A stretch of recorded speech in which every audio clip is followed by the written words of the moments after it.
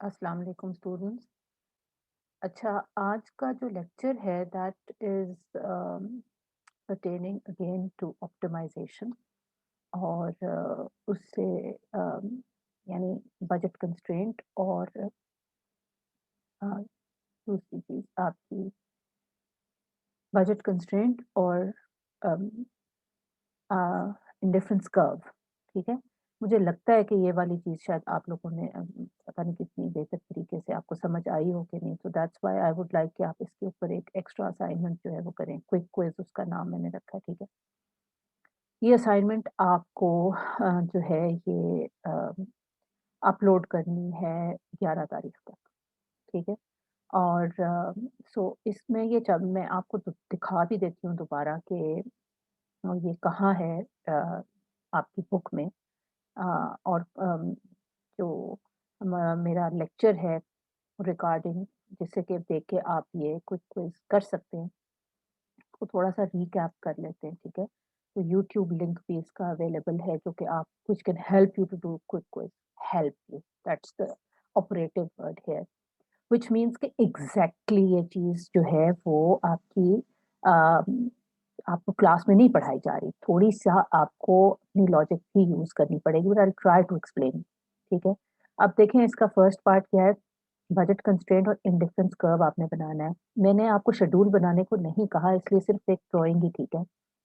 मैं ये देखूँगी कि इन नंबर 1, जब आप इंडिफरेंस कर्व और बजट कंस्ट्रेंट बनाते हो तो आपको पता है एक्स और वाई एक्सिस के ऊपर क्या है, और दूसरा ये कि आपको इन दोनों कॉन्सेप्ट्स का मीनिंग समझ में आता है। That is what I am looking for. ठीक है ना जी? तो बजट कंस्ट्रेंट और इंडिफरेंस कर्व, ये पिज़्ज़ा और पेप्सी, और ये बुक में बना हुआ है, मैं भी आपको दिखा भी देती हूँ। और इसके ऑप्टिमम पॉइंट को एक्सप्लेन करना है कि ये जब दोनों जिस पॉइंट के ऊपर जो इंडिफरेंट कर्व है वो बजट कंस्ट्रेंट के साथ टेंजेंट है, what does that point mean? ठीक, वो भी बुक में लिखा हुआ है, आपको भी दिखा देती हूँ। फिर आपने दिखाना ये है कि अगर तो अ, अगर प्राइस ऑफ पिज़्ज़ा राइज़ करती है, तो क्या होगा? है। आपका जो आप बुक में जो एग्ज़ाम्पल है, उसमें प्राइस ऑफ पेप्सी फॉल्स। यहाँ पे है प्राइस ऑफ पिज़्ज़ा राइज़ेस। प्लीज़ ये भी चीज़ गौर से देख लो। तो it's not the same thing. Logic is the same, लेकिन डायग्राम में आपको चेंजेस करने पड़ेंगे, क्योंकि वो जो डायग्राम बना हुआ है, वो है the price of Pepsi falls. और यहाँ पे मैंने आपसे पूछा है इसमें कि अगर प्राइस ऑफ पिज़्ज़ा राइज़ करती है तो क्या होगा? तो आपने लॉजिक वही यूज़ करनी है, लेकिन थोड़ी-सी आपको अपनी सेंस यूज़ करनी पड़ेगी। मैं आपको साथ-साथ थोड़े पॉइंटर्स भी बताऊँगी। और फिर उसके बाद आपने डिकम्पोज़िशन दिखानी है। ये शायद आपको ये मेरे लेक्चर में बहुत क्लियरली इसको बताया, लेकिन मैं आज आपको दोबारा से एक दफ़ा समझा देती हूँ कि डिकम्पोज़िशन कैसे की जाती है into income and substitution effect when there is a price change. और प्राइस चेंज की वजह से जो है using this price change we can also derive the demand curve. ठीक है? तो ये यानी कि ये वाला जो बजट कंस्ट्रेंट और इंडिफरेंस कर्व का जो आपका ऑप्टिमम है, उसी से देखते हुए जब प्राइस चेंज आती है, तो through this price change we can also map the demand curve. तो you have to do that. ये भी बुक में बिल्कुल क्लियरली गिवन है, लेकिन आपको सिंपल सी बात ये है कि एक जगह जो बुक में एग्जांपल है वो प्राइस ऑफ पेप्सी फॉल्स है, व्हेयरएज़ जो क्वेश्चन मैंने पूछा हुआ है वो प्राइस ऑफ पिज़्ज़ा राइज़ेस है। ठीक है? तो आपको अपना थोड़ा-सा लॉजिक यूज़ करना पड़ेगा, कॉन्सेप्ट्स को अच्छी तरह समझना पड़ेगा। ठीक? ओके, जी। अब मैं आपको दोबारा दिखा देती हूँ कि ये क्या चीज़ है। Just let me share it with you. देखें, ये ऑप्टिमाइज़ेशन है, और ऑप्टिमाइज़ेशन के ऊपर मेरा लेक्चर भी मौजूद है। ठीक है जी? ओके। तो इस पे मेरा लेक्चर भी मौजूद है। मैं आपको दोबारा से दिखा देती हूँ कि ये इसकी सिर्फ़ जो है ना राइट अप म यहाँ पे है। ठीक? तो एज़ यू कैन सी, देखें, ये आ गया फर्स्ट पार्ट। ये तो फर्स्ट पार्ट तो बुक वाली है, एग्ज़ैक्ट जो आपने कोई क्विज़ में करना है। उसका फर्स्ट पार्ट एग्जैक्टली यही है जो यहाँ दिखाया हुआ है। बजट कंस्ट्रेंट बनी हुई है, पेप्सी है, पिज़्ज़ा है, ठीक है? Quantity of Pepsi, quantity of pizza. तो बेसिकली जब बजट कंस्ट्रेंट और इंडिफरेंस कर्व बनता है तो एक्स एक्सिस के ऊपर आपने गुड ए की क्वांटिटी रखनी होती है और वाई एक्सिस के ऊपर आपने गुड बी की क्वांटिटी रखनी होती है। यहाँ पे जो 2 गुड्स गिवन है क्वेश्चन में वो पेप्सी और पिज़्ज़ा ही है। So it's the same thing as given in the book. So this is basically it और यहाँ पे इसका ऑप्टिमम भी दिखाया हुआ है। देखें ये टेंजेंट है। और एक और चीज जो गौर से देखनी है आपने, इससे पहले वाले लेक्चर में हमने किया था, indifference curves should never ever intersect, तो वो बिल्कुल ठीक बना हुआ है, राइट? और वो वाला इंडिफरेंस कर्व जो कि टेंजेंट होगा टू दी बजट लाइन, उस पे जो होगा वो एक ऑप्टिमम आपके पास होगा। वो ऑप्टिमम वो है जहाँ पे अफोर्डेबल और at the same time preferable bundle, ये इससे डिटरमिन होता है जहाँ पे इंडिफरेंस कर्व आपके बजट लाइन को टेंजेंट होता है। वो यहाँ पे इसकी ये सारी लॉजिक लिखी हुई है, प्लीज इसको गौर से पढ़ें, रीड इट। यहाँ पे इसकी ऑप्टिमम की और इंटरप्रिटेशंस और एक्सप्लेनेशंस भी लिखी हुई हैं। सो आई वुड लाइक कि आप उन्हें बताएं। एक तो मैं आपको बता रही हूँ ना, और देखें अगले पेज के ऊपर भी, let me show you। ये देखें, यहाँ ये भी जो सारा है ना, ये इसी चीज को उन्होंने बताया हुआ है कि इस ऑप्टिमम का मतलब क्या है, इसकी इंटरप्रिटेशन क्या है, from a marginal utility point of view भी उन्होंने आपको बताया हुआ है। तो आई वुड लाइक कि आप इसको रीड करें और इसमें से भी थोड़ी सी एक्सप्लेनेशन दें कि ऑप्टिमम क्या चीज है। ये मैंने अपने लेक्चर्स में बहुत क्लियरली और बहुत ज्यादा डिटेल में बताया हुआ है कि ये जो ऑप्टिमम है what does it actually represent. तो आई वुड लाइक कि आप अपनी जो असाइनमेंट है उसके फर्स्ट पार्ट में ऑप्टिमम को अच्छी तरीके से एक्सप्लेन करें। अब आ जाएं आप पार्ट 2 में। ये जो है ना, ये है चेंज, ये पार्ट 2 से रिलेटेड नहीं है ये page, because this is when there is a change in income, when there is a rise in income. So we are not, the question does not ask you to consider this. लेकिन ये बाद में final exam में definitely मैं इसमें से पूछ सकती हूँ कुछ, लेकिन क्विक क्विज में का में ये नहीं मैंने पूछा हुआ। तो आपने ये भी देखना है कि जो पूछा हुआ है वो कंटेंट ढूंढना भी तो इम्पोर्टेंट काम होता है। I am not going to explain this again, I am going to come directly to the जो क्वेश्चन में आपने करना है। अब ये चीज देख रहे हो, ये डायग्राम देख रहे हो, मैंने बताया था ना कि इस डायग्राम में तो जो प्राइस चेंज वो बता रहे हैं वो ये है कि price of Pepsi becomes half, ठीक है? प्राइस ऑफ पेप्सी रिड्यूसेस, और जब प्राइस ऑफ पेप्सी रिड्यूस करेगी तो इस डायग्राम में तो आप प्राइस तो नहीं नजर आती, लेकिन हमें समझ में तो आती है ना कि जब प्राइस फॉल करती है तो डेफिनेटली क्वांटिटी इंक्रीज करती है। तो अगर प्राइस ऑफ पेप्सी हाफ हो जाएगी तो डेफिनेटली उसकी क्वांटिटी डबल हो जाएगी। तो वही चीज इन्होंने यहाँ पे भी दिखाई हुई है, that the price of Pepsi becomes half, so therefore the quantity increases. अब क्विज में जो पूछा हुआ है वो है that the price of pizza falls. तो खुद सोचो कि अगर प्राइस ऑफ पिज्जा जो है वो डबल हो जाएगी तो उसकी क्वांटिटी हाफ हो जाएगी। तो इसका मतलब ये है कि आप जो डायग्राम बनाओगे उसमें एक बजट लाइन इस किस्म की होगी, तो एक बजट लाइन इस किस्म की होगी और दूसरी बजट लाइन यहाँ से शुरू होते हुए नीचे की तरफ आएगी। समझ आ रही है ना? क्योंकि क्वांटिटी ऑफ मतलब प्राइस ऑफ पेप्सी में कोई फर्क नहीं होगा in your quiz.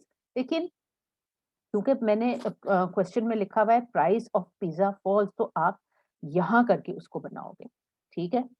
Why? Because then it will show you that because the price is rising, so therefore the quantity is going to be reduced. अच्छा, सो ये मुझे चाहिए कि आप बनाएं, और बाकी ये है कि दोनों के ऊपर एक नया ऑप्टिमम भी आप इसी तरह बनाएंगे। इंडिफरेंस कर्व्स का आप इसी तरह एक ऑप्टिमम बनाएंगे और जो नई बजट लाइन है उसके साथ एक इंडिफरेंस कर्व बनाएंगे। Again when you make this indifference curves, these two indifference curves, make sure that they don't intersect at any point। किसी पॉइंट पे भी वो intersect ना कर रहे हो, क्योंकि अगर intersect वाले बना दिए तो that would be a mistake, right? अच्छा, तीसरा पार्ट मैंने आपसे ये कहा है कि आपने उसके इनकम और सब्स्टिट्यूशन इफेक्ट्स मुझे दिखाने हैं और उनकी डीकम्पोजिशन करके दिखानी है। तो इनकम एंड सब्स्टिट्यूशन इफेक्ट देखें, बेसिकली बात यह है कि अगर प्राइस ऑफ पिज़्ज़ा राइजेज़ तो it means that the quantity of pizza कम हो जाएगी और वो as a result the person will feel poorer, okay?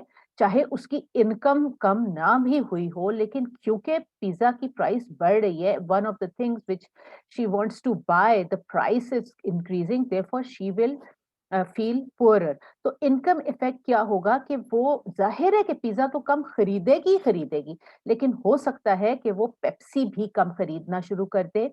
Whereas Pepsi की प्राइस जो है वो पेप्सी की प्राइस तो बढ़ी नहीं है, ठीक है? पेप्सी की प्राइस पे कोई फ़र्क नहीं आया, लेकिन इनकम इफेक्ट ये आपको बताता है कि अगर price of one quantity, in this case pizza, it's rising, so therefore she will feel poorer, and that is why she will buy not only less pizza, वो तो खरीदेगी, she will also tend to buy less Pepsi, but that depends on the substitution effect also, कि pizza की तो वो quantity reduce करेगी ही करेगी, लेकिन पेप्सी की कितनी क्वांटिटी रिड्यूस करती है, it depends on the substitution effect. देखें, एक टेबल बनाया हुआ है, इसको आपको थोड़ा सा चेंज करना पड़ेगा। ये देखें, ये जो टेबल बना है बच्चों, ये आपको थोड़ा-सा चेंज करना पड़ेगा, क्योंकि यहाँ पे लिखा है कंज्यूमर इज़ रिचर, आप लिखेंगे कंज्यूमर फील्स पुअरर, ठीक है ना? ऑब्वियसली उसका ऑपोजिट ही होगा। सो शी बायज़ लेस, अगर पिज़्ज़ा पहले आप ऊपर यहाँ लिखते हैं, consumer feels poorer, so she boys less pizza, definitely. Similarly, consumer feels poorer, so she may buy less Pepsi as well. ये तो हो गया आपका इनकम इफेक्ट। अब इस किस्म का टेबल आपने बनाना है, ठीक है? आपने बनाना है। जब आप डायग्राम जो है बनाओगे तो उसकी ये इंटरप्रिटेशन है बेसिकली, और इसी तरीके से नहीं लिख देनी, क्योंकि क्वेश्चन में तो पेप्सी की प्राइस रिड्यूस नहीं हो रही, क्वेश्चन में तो पिज़्ज़ा की प्राइस इंक्रीज़ हो रही है, तो इसलिए consumer is going to feel poorer, right? और she will buy less pizza, and she will also buy less Pepsi, and this is the income effect because she will feel poorer. अच्छा, अब जो substitution effect है, वो that is going to be the same, ठीक है? Pizza is relatively pizza is relatively more expensive, so consumer buys less pizza, ठीक है? or Pepsi is relatively cheaper, so consumer may buy more Pepsi. This will remain the same, right? अब total effect जो है वो यहाँ pizza के साथ total effect भी आपने लिखना है कि income and substitution effect act in the opposite directions. So in this case, अब यहाँ पे क्योंकि पेप्सी की प्राइस जो है पिज्जा की प्राइस चेंज हो रही है, तो उसका इनकम इफेक्ट ये होगा, और जो पेप्सी है वो सेम है, सो उसका जो टोटल इफेक्ट है वो ये होगा, ठीक है? So you have to change accordingly, you have to make a change in this accordingly, कि पिज्जा चेंज हो रहा है कि पेप्सी। अब इसको आप गौर से पढ़ें, बिकॉज देखें, इस केस में income and substitution effect act in the same direction, so the consumer buys less pizza. यहाँ पे ये लिखोगे, income and substitution effect are in the same direction, so consumer buys less pizza, वो तो हमें कंफर्म बात है। अब पेप्सी का जो है income and substitution effect act in the opposite direction, so total effect of Pepsi जो आप उसमें लिखोगे, वो यहाँ लिखोगे Pepsi is ambiguous, you can't be sure, is unclear, ठीक है? सो आपके इसको गौर से पढ़ के देखो, ये चीज आपने रोटेट करनी है, ऑपोजिट करनी है, क्योंकि आपकी जो मैं आपसे क्वेश्चन पूछ रही हूँ, क्विज में क्वेश्चन जो आपसे पूछ रही हूँ, उसमें पिज्जा की प्राइस चेंज हो रही है, पेप्सी की प्राइस चेंज नहीं हो रही, सो अकॉर्डिंगली आपको इसे चेंज करना पड़ेगा। Read it very carefully and change it accordingly, ठीक है? यही तो क्वेश्चन है सारा। अब आपको इस क्वेश्चन को समझना है, थोड़ा ट्रिक होगा ना इस क्वेश्चन में। फिर मैंने आपसे ये भी कहा है कि आपने जो ये डायग्राम है, देखो ये वाला तो पहला डायग्राम था ना, ये वाला तो पहला डायग्राम था, ये ही नहीं बना देना, क्योंकि यहाँ तो प्राइस ऑफ पेप्सी इंक्रीज हो रही है। इस डायग्राम को आपने थोड़ा सा चेंज करना है, लेकिन इसमें आपने डीकॉम्पोजिशन नहीं दिखाई हुई। इस तरह पहले पहले ये वाला डायग्राम बनाना, ये डायग्राम बनाने के बाद फिर इसको जो है इसको आपने थोड़ा सा ट्वीक और चेंज करना है according to the question, and then after that you also have to show me the decomposition. ये है डीकॉम्पोजिशन, ठीक है, ये डीकॉम्पोजिशन है, ये देखो मैंने यहाँ पे भी दिखाई दी है। मगर ये जो डीकॉम्पोजिशन है बच्चों, ये रिलेटेड है when the price of Pepsi falls. आपने इसी डीकॉम्पोजिशन को चेंज करना है to show when the price of pizza is going to increase. So इस तरीके से आप यहां शो करोगे, ठीक है। अब ये याद रखो कि जो नई आपकी बजट लाइन होगी, उसके ऊपर जो नया आईसी होगा, वो जो पॉइंट होगा वो तो आपको दिखाएगा इनकम इफेक्ट। वेयर एज जो आपका सब्स्टिट्यूशन इफेक्ट है, उसको निकालने के लिए what you need to do is कि जो आपका इनिशियल आपकी बजट लाइन होती है, उसके साथ ये जो लाइन है ना, ये एक इस तरीके की लाइन, ये इसके साथ पैरेलल लाइन ड्रॉ करनी पड़ती है, ठीक है। जब आप ये पैरेलल लाइन ड्रॉ करोगे, तो फिर जहां पे वो पॉइंट, जहां पे इस जो आपका पुराना वाला आईसी है, उसके साथ जहां पे वो टच कर रहा होगा, अब वो पॉइंट आपको बताएगा कि जो आपका सब्स्टिट्यूशन इफेक्ट है वो कहाँ पे है,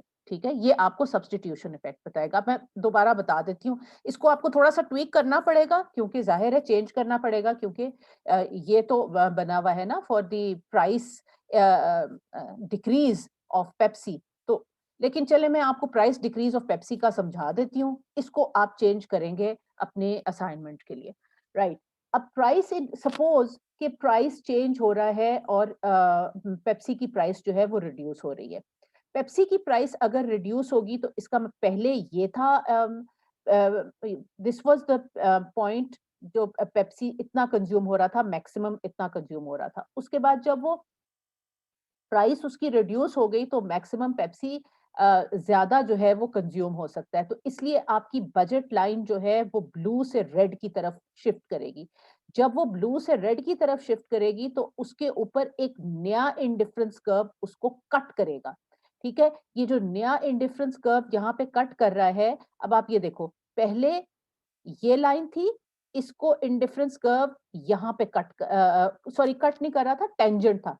सो पहले जो बजट लाइन थी वो ये थी, उसके ऊपर जो इंडिफरेंस कर्व था वो यहाँ पे टेंजेंट था, ये पॉइंट था। अब जब वो बजट लाइन ऊपर की तरफ गई और एक नया इंडिफरेंस कर्व का टेंजेंट हमने ढूंढना है, वो ये है। अब इन दोनों पॉइंट्स के अंदर देखो, ये और ये जो पॉइंट है, ये और ये जो पॉइंट है, यानी कि पहले आपका इनका, यानी पहले आपका पॉइंट ये था, उसके बाद आपका पॉइंट ये आ गया। तो जो इनका डिफरेंस है उसको हम इनकम इफेक्ट कहते हैं। अब सब्स्टिट्यूशन इफेक्ट निकालने के लिए आप क्या करते हो कि आप ये जो आपका पुराना वाला इंडिफरेंस कर्व और इंडिफरेंस कर्व और आपकी बजट लाइन है पुरानी वाली, फर्स्ट वन, उसके साथ एक लाइन लगाओगे which is going to be parallel to the new budget line. This line is nothing, की कोई इंटरप्रिटेशन नहीं है, ये सिंपली एक पैरेलल लाइन है to the new budget line. जब इस लाइन को आप, इस लाइन, ये जो लाइन है ये एक पैरेलल लाइन लगी हुई है, ये देखेंगे कि ये इंडिफरेंस कर्व, जो पुराना वाला इंडिफरेंस कर्व था, उसको कहां पे टेंजेंट है। ये जो पैरेलल लाइन है, ये यहाँ टेंजेंट नहीं है, ये इधर करके टेंजेंट है। उससे आपको जो है वो सब्स्टिट्यूशन इफेक्ट पता चल जाएगा, ठीक है। उससे आपको सब्स्टिट्यूशन इफेक्ट पता चल जाएगा। अब ये इसमें और इसमें फर्क क्या है? इसमें और इसमें फर्क ये है कि यहाँ पे जो जिस तरीके से ड्रॉ हुए हुए हैं इंडिफरेंस कर्व, और वो बिल्कुल करेक्ट हैं, क्योंकि ये दोनों इंडिफरेंस कर्व्स करेक्ट हैं, क्योंकि ये एक दूसरे को इंटरसेक्ट नहीं कर रहे, they are both correct, this one is correct and this one is also correct. लेकिन ये जिस तरीके से ड्रॉ हुए हुए हैं, उस तरीके से अगर आप देखें, जैसे मैंने आपको डिकम्पोजिशन बताई है, उधर आपको जो उसकी इनकम इफेक्ट है वो ज्यादा है, यहाँ इनकम इफेक्ट कम नजर आ रहा है। इधर सब्स्टिट्यूशन इफेक्ट जो है वो आपका कम है और इधर सब्स्टिट्यूशन इफेक्ट जो है वो ज्यादा है।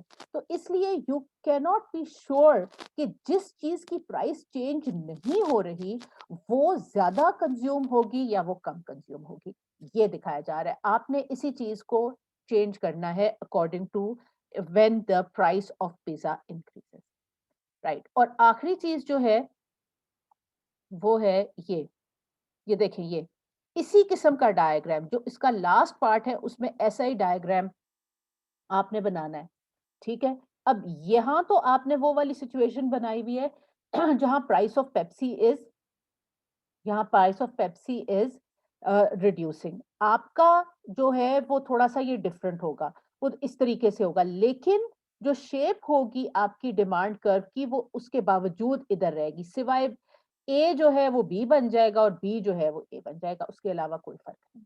ओके, ये है, ये उसका जो क्विक क्विज है उसका आखिरी पार्ट है और यहीं पे इसकी एक्सप्लेनेशन भी गिवन है, राइट, इसकी एक्सप्लेनेशन भी गिवन है। So this is the quick quiz जो कि आपने मुझे करके देना है टिल टिल मंडे, ठीक है। मैंने आपको 11th की इसकी डेडलाइन दी हुई है, तब तक आपने इसको कंप्लीट करना है। अब इसके अलावा फिर ये भी चीज ये मैं आपको पढ़ा चुकी हूँ और इसके ऊपर जो है वो अवेलेबल है आपके इसके ऊपर मेरे लेक्चर्स भी अवेलेबल है। ये ऑप्टिमाइजेशन के नाम से मेरा लेक्चर अवेलेबल है ऑन दी ऑन यूट्यूब। ये मैंने आपके साथ लिंक भी शेयर किया है, उसको देख लो दोबारा से, लेकिन उसको थोड़ा सा आपको चेंज करना पड़ेगा, उसको चेंज करना पड़ेगा क्योंकि क्वेश्चन डिफरेंट है। देखें, ये आपको इस तरह की प्रैक्टिस करनी पड़ेगी क्योंकि अदरवाइज अगर ये प्रैक्टिस आप खुद से नहीं करेंगे तो फिर आप फाइनल एग्जाम नहीं अटेम्प्ट कर सकेंगे। जब ये एक दफा अपलोड हो जाएगा फिर मैं आपके साथ शेयर करूंगी वो असाइनमेंट जहां जिसमें बिल्कुल एक्यूरेटली इसको दिखाया गया है, ठीक है। जो बिल्कुल करेक्ट हुई असाइनमेंट जो है उसके बाद मैं आपके साथ शेयर करूंगी, लेकिन अभी नहीं कर रही। अभी आप प्लीज इंडिविजुअली कोशिश करें कि ये इसको आंसर कर सकें क्विक क्विज को, और ये आपने करना है। ये है जी, ये वाला जो है ये क्विक क्विज, ये 4 इसके पॉइंट्स, ये आपने खुद से प्लीज इंडिविजुअली खुद बना के दें please. Don't try to copy of the internet, क्योंकि अगर आप वो करेंगे तो आप सोच लो कि फिर एग्जाम में, फाइनल एग्जाम में आप पास नहीं हो सकते। ये तो प्रैक्टिस आपको करनी है। So try to do it yourself. If you want, if you make a mistake that's not a problem, मैं आपके साथ फिर शेयर कर दूंगी जो एक्यूरेट है ताकि आप अपने आप को सेल्फ करेक्ट कर सकें। इसके बाद आपने असाइनमेंट जो दूसरी बनानी है वो होगी असाइनमेंट नंबर 9। अब ये भी मैं, इस पे भी मैं लेक्चर आपके साथ क्लास में कर चुकी हूँ, ठीक है। ये भी लेक्चर मैं आपके साथ क्लास में कर चुकी हूँ और ये देखिए मैंने इवन पेजेस का यहाँ पे रेफरेंस दिया हुआ है। भाई बहुत सारे बच्चे जो तकलीफ ही नहीं गवारा करते कि पढ़ के देख लें कि यार बुक में क्या लिखा है, किसी और से पकड़ा, उसी चीज को बनाया, और मतलब बहुत भी कर लिया तो अपनी अपनी बुक में जो है वो उसका छापा मार लिया। भाई बच्चा, एक बच्चा अगर गलती करता है तो आप भी गलती करोगे, तो सेंस बनती है भला इस बात की।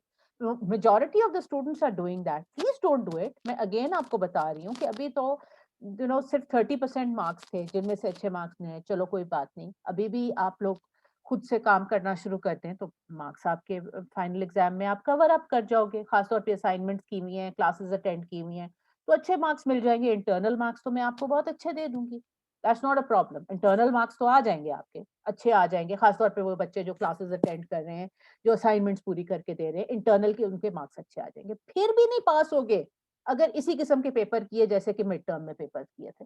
इसलिए the only way to deal with this situation is कि आप एक्चुअली अपनी असाइनमेंट्स खुद बनाएं और उसके बाद आप उसके अंदर जो मिस्टेक्स हैं उनको खुद से जो है वो सेल्फ करेक्ट करें, और जो अच्छी असाइनमेंट्स होंगी वो मैं आपके साथ इसके बाद शेयर कर लिया करूंगी, ठीक है। सो ये असाइनमेंट नंबर 9 है जो कि आपको मैंने अभी इसका लिंक एक्टिवेट नहीं किया, लेकिन ये बात याद रखें कि जो क्विक क्विज था वो असाइनमेंट आपने मंडे तक बनानी है, और ये जो असाइनमेंट है इसको सबमिट करने की लास्ट डेट होगी नेक्स्ट थर्सडे।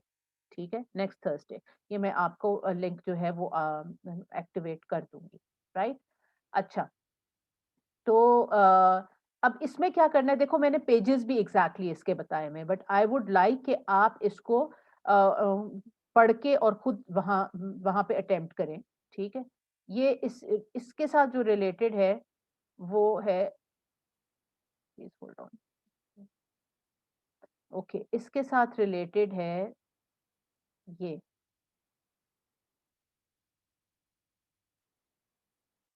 ठीक है जी, ये देखें 441 के साथ ये शुरू होता है। इसके ऊपर जो है ये मैंने बहुत ही ज़्यादा डिटेल में मेरा यूट्यूब लेक्चर मौजूद है, उसका लिंक भी मैंने आपके साथ शेयर किया हुआ है, जिसको कि आप पढ़ के जो है वो सुन के अपने नोट्स बना सकते हैं और इसे आंसर कर सकते हैं।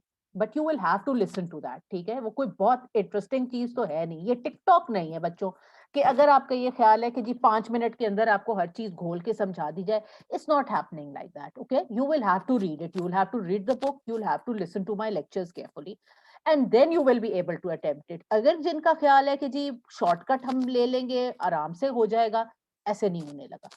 अब इसी तरह देखो यहाँ पे एक एग्जाम्पल जो है, इससे वेरी सिमिलर एग्जाम्पल है। पार्ट 1 जो है it is very similar, all I have done is change the names.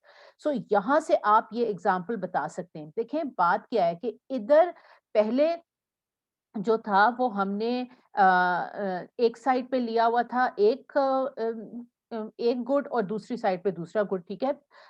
हमने पिज्जा और पेप्सी, पिज्जा और पेप्सी जो था वो हमने उसकी एग्जांपल ली हुई थी। अब इन्होंने क्या इस यहाँ पे क्या किया हुआ है कि पिज्जा और पेप्सी की बजाय उन्होंने उसको रिप्लेस किया है with these two things which are also you see जिनमें एक ट्रेड ऑफ है कि या तो आराम हो सकता है या काम करके कंजम्पशन हो सकती है। ये जो है ना ये consumption, this is the total salary which is earn either. So an individual has a choice, the person can either enjoy leisure and enjoy herself, or she can put in effort and try to work and earn। ठीक है, एक wage rate होता है, वो उस wage rate के ऊपर उन घंटों में काम करे, और घंटों में काम करने के बाद जो है वो एक इनकम अर्न करे। तो आप गौर से पढ़ें कि वो टोटल नंबर ऑफ आवर्स कितने काम कर सकती है। ये इन्होंने 100 आवर्स लिखा है। आप एग्जाम्पल में देखिए, आप क्वेश्चन में देखिएगा कि कितने आवर्स, यकीनन ये क्वेश्चन के अंदर डिफाइंड है। So first of all you need to know कितने आवर्स वो मैक्सिमम काम कर सकती है। यहाँ पे ये है कि एक वीक में वो 100 आवर्स मैक्सिमम काम कर सकती है। जब जो है मैक्सिमम लेजर कर सकती है। ये वो पॉइंट है जहां पे 100 आवर्स ऑफ लेजर, यानी कि वो काम करे ही ना, 100 आवर्स ऑफ लेजर। ठीक है, वो काम 100 आवर्स ऑफ लेजर। इधर क्या है कि वो ये सारे जो आवर्स हैं, all her waking hours, if she works this is the money which she can earn. क्योंकि हमने जो सोने के खाने पीने का वो वाला टाइम तो निकालना है ना, उसको निकालने के बाद ये वो वाला टाइम है जहां पे वो अगर जितने भी वेकिंग आवर्स हैं उसमें वेज रेट के ऊपर काम करे तो वो इतना कमा सकती है। तो यहाँ पे आपने एक ऑप्टिमम बनाना है। जाहिर है कि वो ना ये चाहेगी कि जितनी देर वो जागी रहे वो सारा वक्त जो है वो काम में लगाए, ना ही वो ये चाहेगी कि जितनी देर वो जागी रहे वो सारा वक्त जो है वो एंजॉय करे। तो ये दोनों पॉइंट्स जो हैं ये तो प्रेफरेबल पॉइंट्स प्रोबेबली नहीं होंगे, और ये इंडिफरेंस कर्व यही चीज डिपिक्ट कर रहा है, यहाँ ऑप्टिमम यही डिपिक्ट कर रहा है कि वो प्रोबेबली जो है ना वो 50 बीच में से घंटे वो काम करना चाहेगी, और हफ्ते के, और बाकी के वो घंटे जो हैं वो उसमें एंजॉय करना चाहेगी। आराम मतलब सोना नहीं, बट एंजॉय करना चाहेगी। तो ये उसका फर्स्ट पार्ट आपका हो जाएगा। ठीक है। और यहाँ पे उसका सेकंड पार्ट है। वो सेकंड पार्ट ये है कि अगर वेज रेट जो है वो बढ़ता है, अगर वेज रेट बढ़ जाता है तो क्या वो ज्यादा काम करेगी कि क्या वो कम काम करेगी, ये एग्जैक्टली यही चीज बनानी है। इसमें आपको कोई चेंजेस करने की भी जरूरत नहीं, एग्जैक्टली ये चीज बनानी है। तो ये सेकंड उसका पार्ट जो है वो आपका अटेम्प्ट हो जाएगा, एग्जैक्टली यही चीज बनानी है सेकंड पार्ट में। अब आ जाओ थर्ड पार्ट में, ठीक है। थर्ड पार्ट में आप आ जाओ जहां पे अब ये जो पेज 444 है, इसके ऊपर उन्होंने आपको जो है वो उसकी कंप्लीट लॉजिक बताई हुई है। तो उसका पहला पार्ट तो तकरीबन इसी तरह हुआ है। थोड़ा सा आपको यहाँ पे चेंज करना पड़ेगा according to the interest rate के। वो अगर जो है वो जो कोई इंडिविजुअल है वो इस वक्त जो है वो अपनी सारे पैसे जो है वो ओल्ड एज के लिए, पोस्ट रिटायरमेंट के लिए बचा लेती है, तो आफ्टर इंटरेस्ट उसको कितने पैसे मिलेंगे, ठीक है। तो ये आपने क्वेश्चन में पढ़ना है कि इंटरेस्ट रेट क्या है। ये तो एक पर्टिकुलर इंटरेस्ट रेट के हिसाब से इन्होंने यहाँ पे बनाया, लेकिन डायग्राम की शक्ल तकरीबन तकरीबन ऐसी ही होगी। लेकिन जो मैं यहाँ पे नहीं, अच्छा इस फिर डायग्राम की जो एक्सप्लेनेशन है वो यहाँ पे गिवन है, ठीक है, एक्सप्लेनेशन गिवन है। लेकिन आपको इस किस्म का एक डायग्राम जो है वो क्वेश्चन के असाइनमेंट 9 के आखिरी पार्ट में इस किस्म का एक डायग्राम बनाना पड़ेगा, जिसके अंदर इसी तरह आप सेविंग और इन्वेस्टमेंट के ऊपर जो है वो आप उसका कर्व इसी तरीके से दिखाएंगे, जिसकी के एक्सप्लेनेशन यहाँ पे गिवन है, ठीक है। इसकी एक्सप्लेनेशन यहाँ पे गिवन है, ये देखें, ये एक्सप्लेनेशन गिवन है, ठीक है। 446 पे एक्सप्लेनेशन गिवन है, लेकिन यहाँ पे डायग्राम नहीं बने हुए। Diagrams are going to be very similar to this, diagrams are going to be very very similar to this, ठीक है। जरा इसकी एक्सप्लेनेशन पढ़ लो ना। एक्सप्लेनेशन क्या है? अ, अच्छा, कि इनकम और substitution effect when interest rate rises, ठीक है। The individual moves on a higher indifference curve, he is now better off than he was as long as consumption in both period is consist of normal good. वो तो normal good ही consider की जाएगी, जाहिर है, consumption will be considered as normal, ठीक है। He tends to want to use this increase in well-being to enjoy both higher consumption in both periods. In other words, the income effect induces him to save less, ठीक है। ये भी हो सकता है, देखें ये एक लॉजिक है इसके ऊपर बेस करती हुई कि इवन अगर इंटरेस्ट रेट बढ़ रहा हो, ठीक है, देखो यहाँ पे जो है इधर लिखा हुआ है आवर्स ऑफ लेयर और कंजम्पशन, ये जो है ये पार्ट 2 के साथ रिलेटेड है। पार्ट 3 जो है उसमें आपने एक साइड पे लिखना है कंजम्पशन व्हेन ओल्ड या कंजम्पशन पोस्ट रिटायरमेंट, और इधर लिखना है कंजम्पशन करंट कंजम्पशन, ठीक है, करंट कंजम्पशन, ठीक। और यहाँ पे आप लिखोगे इंटरेस्ट रेट और यहाँ पे आप लिखोगे सेविंग, ठीक है। इंटरेस्ट रेट लिखोगे और इधर आप लिखोगे सेविंग। अगर ये अपवर्ड है तो इसका मतलब है जैसे जैसे इंटरेस्ट रेट बढ़ता है सेविंग बढ़ती जाती है, और वो तभी मुमकिन होगा कि जब जो ये तभी मुमकिन होगा कि जब आपका जो इनकम इफेक्ट है वो डोमिनेंट हो। और दूसरी तरफ ये इस किस्म का अगेन जो लास्ट पार्ट है उसमें आप यहाँ पे लिखोगे इंटरेस्ट रेट और इधर लिखोगे saving, slaving slash consumption. Slaving consumption economics में एक ही चीज होती है, वेल एग्जैक्टली एक चीज तो नहीं होती, लेकिन सेविंग स्लैश कंजम्पशन दोनों आप लिख सकते हो। सेविंग लिख दो चलो। सो जो लास्ट पार्ट है उसमें इस साइड पे लिखोगे इंटरेस्ट, यानी वाई एक्सिस के ऊपर होगा इंटरेस्ट और एक्स एक्सिस के ऊपर होगा सेविंग, और इसी तरह डायग्राम्स बनेंगे। यहाँ पे जब इनकम इफेक्ट डोमिनेंट है तो वो चीज ये शो कर रहा होगा, ये अपवर्ड इस किस्म का आपका सेविंग का कर्व आएगा, और ये शो ये कर रहा होगा कि इनकम इफेक्ट इज डोमिनेंट। और अगर सब्स्टिट्यूशन इफेक्ट डोमिनेंट हो, जो यहाँ पे दिखाया जा रहा है, सब्स्टिट्यूशन इफेक्ट डोमिनेंट हो, तो इस किस्म का डाउनवर्ड स्लोपिंग कर्व आएगा, which shows that the substitution effect is dominant and the person feels so rich that she does not want to make any more saving, because she feels that she is getting so much more interest that she does not need to make any more saving. So therefore interest और saving rate का आपस में एक negative relationship हो जाएगा. अब बात समझें कि आपने आखिरी पार्ट में, let's look at the question again, assignment number 9. अब ये असाइनमेंट नंबर 9 जो आपने अटेम्प्ट करनी है, असाइनमेंट नंबर 9 जो आपने अटेम्प्ट करनी है टिल थर्सडे, ठीक है, वो मैंने अभी उसका लिंक एक्टिव नहीं किया, कर देती हूँ मैं. लिंक एक्टिव कर दूंगी. अभी जो लिंक एक्टिव है वो है फॉर द क्विक क्विज, जो मैंने अभी थोड़ी देर पहले आपको बताया. इसका जो है वो लिंक मैं एक्टिव करूंगी थर्सडे तक. थर्सडे इसका लिंक भी एक्टिव कर दूंगी. ट्यूसडे वेडनेसडे को मैं आपको इसका लिंक भी एक्टिव कर दूंगी. बनाना ही आपने, ठीक है. तो अब देख लें ये पेजेस पे मैंने आपको अगेन मैं आपको समझा रही हूँ. देखो जो पार्ट 1 और 2 है उसमें तो सिर्फ कुछ भी खास चेंज नहीं है, उसमें मैंने सिर्फ नाम चेंज किया हुआ है. जो पार्ट 3 है उसको आपको करने के लिए उसमें कोई खास चेंज नहीं है, सिर्फ ये कि पहले ये भी 10% इंटरेस्ट है, 20% इंटरेस्ट, हाँ जी है. इसमें भी कोई खास चेंज नहीं है. रुपीज में है, वहां डॉलर्स में लिखा होगा, उसके अलावा कोई खास चेंज नहीं है. Almost the same thing. लेकिन बुक में इसका डायग्राम नहीं बना हुआ. आपने डायग्राम बनाना है. पिछला डायग्राम देखते हुए आपने डायग्राम बनाना है, ठीक है, जिसके अंदर आपने मुझे दिखाना है कि सेविंग, इंटरेस्ट रेट और सेविंग का रिलेशनशिप भी आपने दिखाना है, बिल्कुल उसी तरीके से जैसे कि आपका वेज रेट और कंजम्पशन का दिखाया हुआ है बुक में.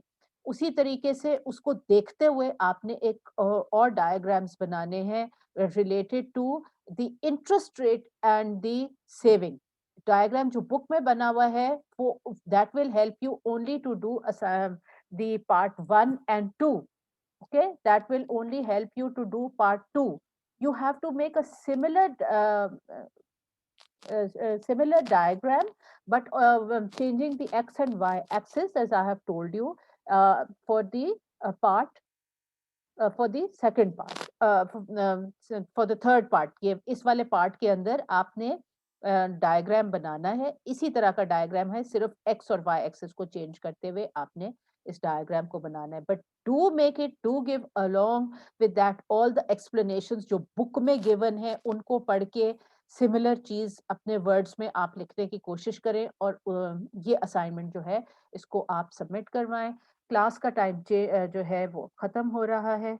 दे are 21 students, 22 students in the class. So this class is going to end now. मैं एक रिकॉर्ड रख लेती हूँ स्टूडेंट्स का. Right. If there are any questions regarding this, so please you can ask me in the chat. ठीक है जी.